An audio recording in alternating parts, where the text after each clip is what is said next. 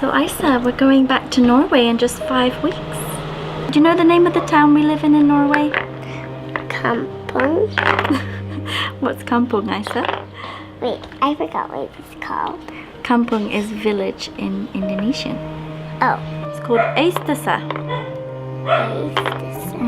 So what food are you looking forward to the most in Norway? McDonald's with rice. I said, did you know that they don't have rice at McDonald's in Norway? You're gonna have to eat potatoes. Gross.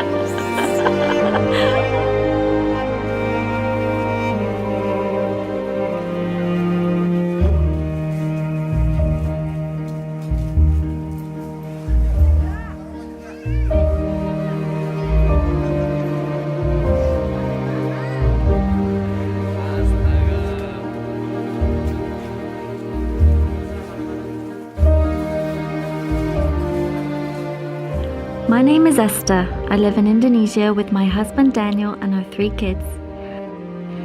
After 3 years of Bible and missionary training, we arrived in Indonesia in November 2012. We knew we wanted to be involved somehow in sharing the gospel with those who have not yet had a chance to hear it.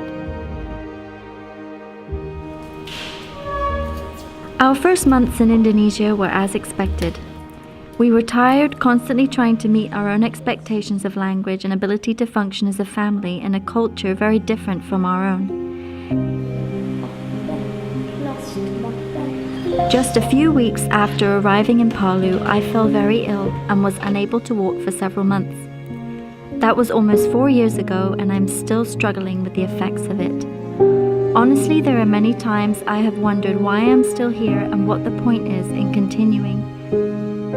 When we stepped out in faith and chose to serve Him, I never imagined that He would allow me to become so weak that even the most basic everyday tasks felt impossible. But looking back, I can see that God was using this time to teach us so many amazing things about Himself, and that until Christ was enough for me, nothing would be enough. God didn't want me to just stay busy for Him. He wanted to use these struggles to teach me things about Himself and to be an encouragement to others who were going through similar situations.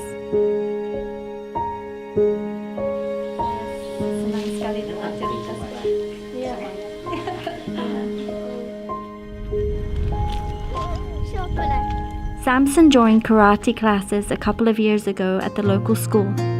At first we were unsure he would want to continue, but he has persevered and seems to enjoy the challenge.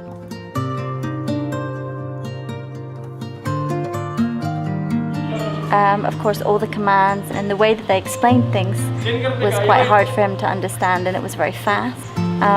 But he kind of got along by just looking at his friends and doing whatever they were doing.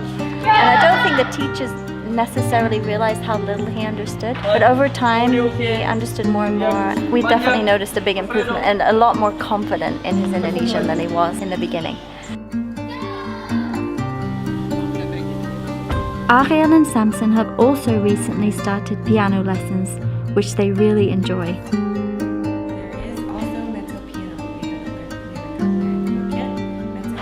Jag läxor till piano. Jag tänkte, jag har inte gjort det enda egen, och så mer än nog.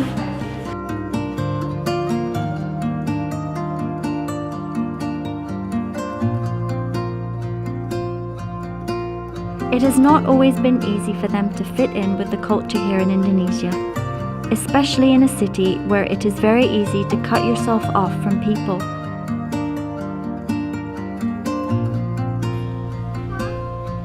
However, with a little effort, all 3 have made friends here in Palu, and this has really helped them to adjust and feel at home. One of the things they have learned while living in Indonesia is to be accepting of people no matter how different the culture, and to adjust to situations they are put in without being overwhelmed or afraid. Even they have had to learn to step out in faith, and have seen how God can not only provide them with great friends, but also help them to thrive in a culture so far from their own.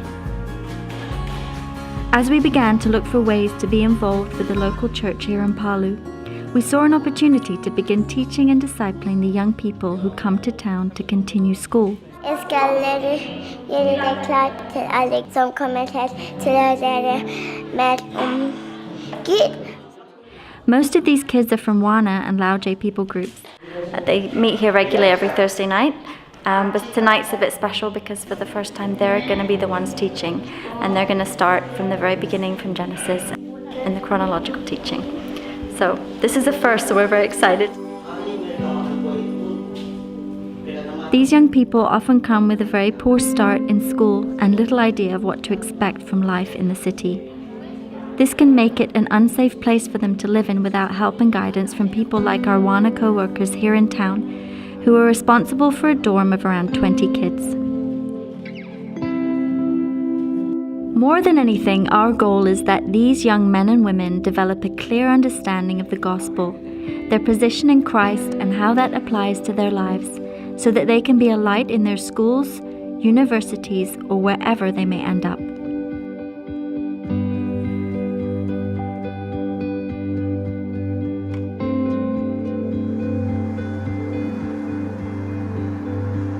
This year we decided to take a trip as a family to one of the Wana villages, where most of the youth here in town come from.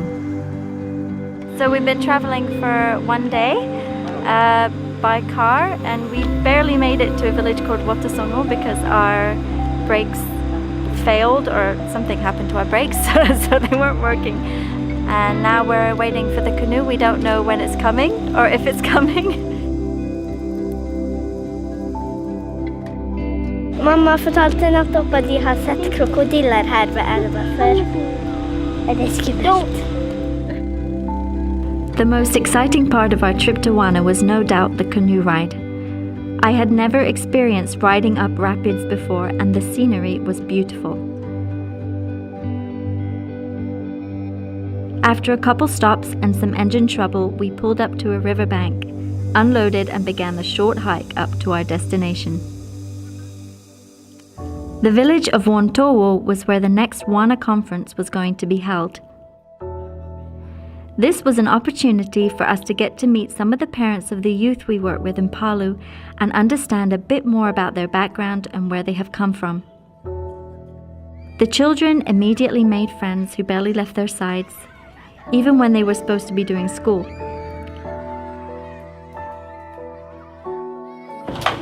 It's so good to see how quickly the kids make friends here.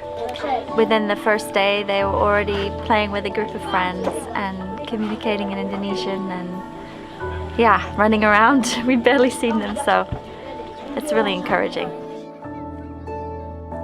While our kids tried to do some school, their friends would get dressed and go to school, then come walking back an hour or so later because their teacher wasn't there.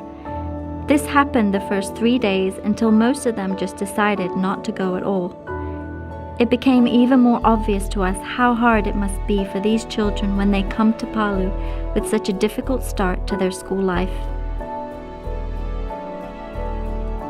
My greatest desire for these young people and my own children is for them to understand the complete work of Christ on the cross and what it means to live for Him despite what the world tells them is important. There is no bigger motivation for me than knowing that we are not saved to live for ourselves, but to live for Him. There is no one I'd rather be serving than the one who saved us, loves me and sees me as complete and perfect in Him.